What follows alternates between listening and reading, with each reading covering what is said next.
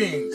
This is Doc Ott coming at you live and direct from Black Facts Headquarters Central this evening with the final installment of the story of Mary Fields. That's right. We're coming with the final installment, and it's going to be a Lollapalooza. Lollapalooza on you. So get ready. Hold on to your seat. I hope everybody's sitting down. You need to be sitting down for this. Don't be standing up because I don't want you to fall down. And I certainly don't want to knock you down. But I would like to shock you and rock you. Yeah. So here we go. Let's get it on today.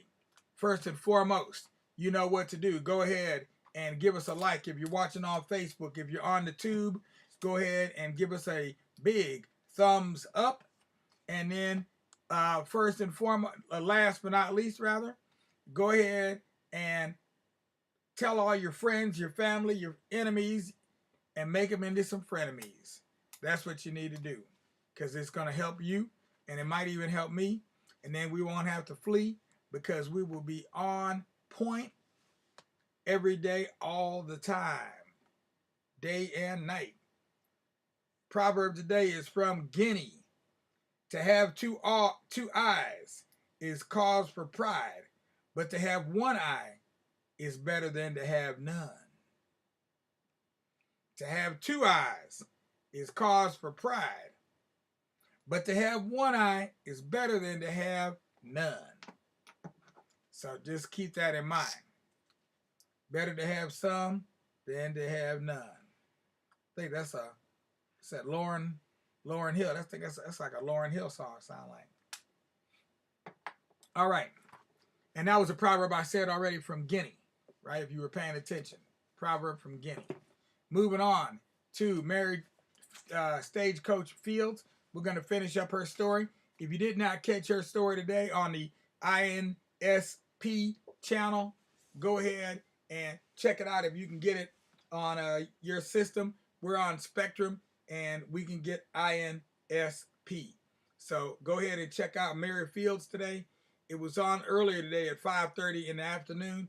I'm not sure when the next time it'll be on, but hopefully it'll be on again because it was pretty good. It's a little half-hour session that they do, so it's pretty short too.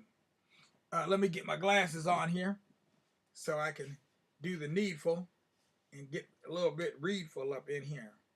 There we go. That's much better. Here we go.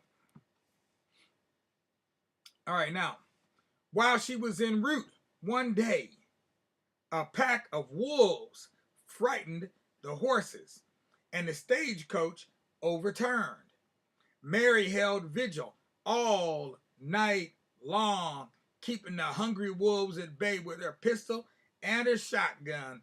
At daybreak, she was found alive. The mission's supplies were intact.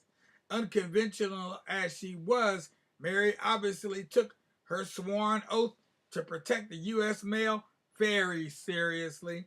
She wasn't the least bit bothered by the long hours and low pay.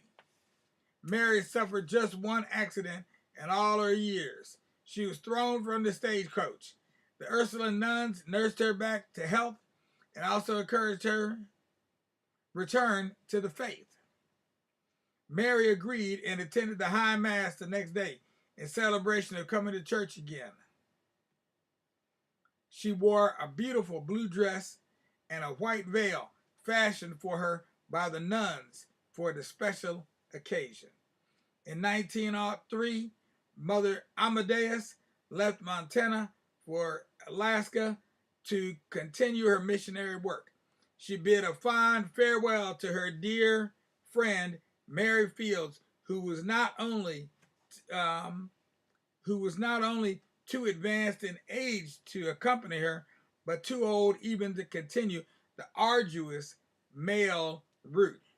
Thus, Stagecoach Mary, around 70 years old, retired at last from that job and moved permanently to Cascade. She began to settle into town life, where she opened a laundry service in her home. By then, everyone had seen through Mary Fields' rough exterior, and people rushed to patronize her business.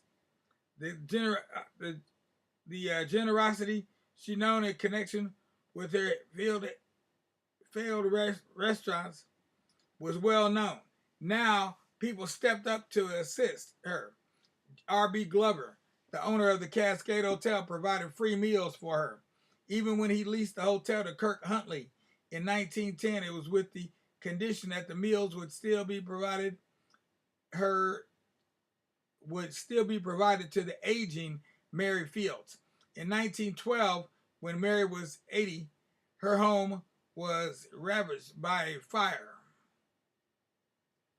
Wow, boy, my girl, she did have a hard way to go. But let's see if we can finish this off. We got one more page to, ooh, my God. We still got 2 more pages to go. All right, we're going to have to hustle here a little bit. The townspeople donated their time and supplies to rebuild her home and her laundry. Mary seemed to mellow as the years went by. Relatively speaking, of course, because Mary can't get too mellow. Oh, almost forgot my slideshow. Let me not forget it because I got it here. There we go. Sorry about that. I get excited sometimes. I get to reading and forget everything else that I'm supposed to be doing. So sometimes I just need a dope slap. All right, here we go.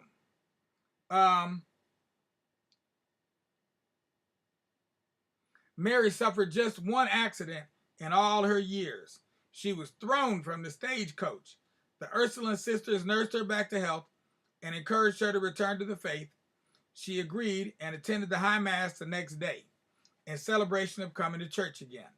She wore a beautiful blue dress and a white veil fashioned for her by the nuns for the special occasion. In 1903, Mother Amadeus left Montana for Alaska to continue her missionary work. Oh, I already read all this here. Okay. When Mary was 80, her home was ravaged by a fire. The townspeople donated their time and supplies to rebuild her home and her laundry. Mary seemed to mellow as the years went by. The townspeople entrusted the care of their children to her to babysit, and she showered her charges with treats. She spent hours in her beautiful garden tending her many flowers. Catholic services were held at Wedgeworth Hall, and Mary took pride in decorating the altar with the flowers she had cultivated.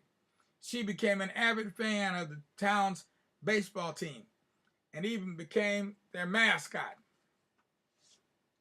Besides traveling with the players to games, she took care of their bats and saw that those who hit home runs were rewarded. Mary made bouquets for the big hitters on her team and gave flower made bouquets. Wait a minute. Besides traveling with the players who were rewarded, Mary made bouquets for the big hitters on her team and gave flower boutonnieres to the players on both sides. But if an umpire dared to make a call against her team, Mary's temper would come into full force once again. The old and young of Cascade came to love Mary Fields. She was a colorful character, and though she spent many an hour in the town saloons, her honor was never questioned. Not unless you wanted to get hurt. Her quick wit, her eagerness to talk politics, and her caring ways endeared her to everyone. Legendary cowboy film star Gary Cooper clearly remembered seeing Mary in Cascade when he was 9 years old. She herself was just past 80 at the time, and he was most impressed by her great bearing, her capacity to put away liquor, her excellent marksmanship, and of course, the wreath of smoke emanating from her cigar. Though Mary never knew the exact date of her birth, she celebrated her birthdays twice a year. The schools were either closed down for the celebration or dismissed early whenever she declared it was her birthday. And Mary would give candy to the children. The celebration of her 83rd birthday was a town event. Mary had been around Cascade for some 30 years. Ribbon badges were distributed that read Mary Fields, 1830 to 1913. Birthday, anniversary, March 15th.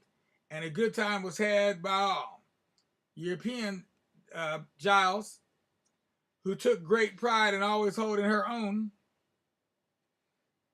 saw her health begin to decline in her remaining years. She reluctantly spent the last month of her life in bed. The fiercely independent soul tried to slip away without burdening anyone when death was imminent. Taking her blankets with her on a cold December night, she lay down in a field outside her home to await death. As fate would have it, Lester W. Monroe and his 3 brothers came across Mary in some tall weeds. She was very near death, pert near death. Their parents, Mr. and Mrs. D.W. Monroe, the second mayor of Cascade, were summoned, and Mary was brought to the Columbus Hospital in Great Falls. Every comfort was given to her. There she died from a severe case of asthma. And so, let me see what else. Oh yeah, I got a little bit more. Her death on December 5, 1914 was marked by the entire town as the passing of a legend. The townspeople made sure every detail of her funeral was seen to. The service was held in the Pastime Theater and was one of the largest in Cascade history. The abundance of floral arrangements was seen as a tribute to the townsfolk's beloved neighbor, and many friends came to pay their last respects. A priest from St. Peter's Mission said her mass. Leaders of the town served as pallbearers. Mary Fields was laid to rest at the foot of the mountain in the Hillsdale Cemetery that led to St. Peter's Mission. Today, the ruins of this mission are all that remain. But the legend of Mary Fields lives on. Her home was moved from its original site and became the living room section of the Herman Wolf Ranch, 1.5 miles north of Cascade. 60 years after meeting the legendary Mary Fields on the stages of Cascade, Gary Cooper stated that she was one of the freest souls ever to draw breath or a 38. And many early Montanans were the better for having known her. And that, my friends, is that. That is the story in brief of Mary Stagecoach Fields. Now, I'm sure in the book that I showed you earlier, Deliverance, which you're seeing an image of now if you're looking on YouTube, that there are many more details in the book and even some errors that are in our popular legend have been corrected. Be that as it may, you now know the basic legend of Stagecoach Mary Fields. So pass the story on, and all you little children in particular, I need you to pass it on. So I'm giving you a job to do when you wake up in the new day. But in the meanwhile, lay your little head on your little pillow on your little bed. Close those your eyes and wait for that sun to rise. And when you feel those sunbeams beaming down on your eyes, you know that it's time to rise and shine. Oh, chillin' of mine. But in the meantime, here's what I need the adults to do. I need y'all to go ahead and give us a like if you're watching on Facebook, a thumbs up if you're watching on YouTube. And then I need you to do one more thing. One more thing that'll make me really sing. Just go ahead and subscribe to the Tubular Black Facts channel, because that's where you can go to hear and see about more stories like this that will put you in absolute and total bliss, because we're going to bring you the real. We're going to tell you the deal. We're not going to just be over here giving you some schlemiel. That's right, I said it, schlemiel. In the meantime, peace out without a doubt. This is Doc Ock signing off. Doc Ock at noon and 9. Signing off. We'll be back tomorrow with a Juneteenth special. We're gonna have a Juneteenth special. So we're gonna do it like we do on Saturday and Sunday, because from now on, that's probably gonna be the Monday holiday. I'm not sure how they're gonna celebrate it. Some people say it'll go through the week like the 4th of July, but we'll see. In the meanwhile, I'm gonna treat it as though tomorrow is a holiday, or we could say a holy day, and bring you a special at noon, and then I'll be back in the afternoon with more in store. Meanwhile, peace out without a doubt. Of course, with justice, because anything less disgusts us. And we like being discussed, but we don't like being disgusted. If you understand my meaning and catch my drift, there won't have to be a rift, because I'm about to give you a lift. Good night. And I see you over there, Anita. Let me just give you a wave over there. Boom. Shakalaka. There you go.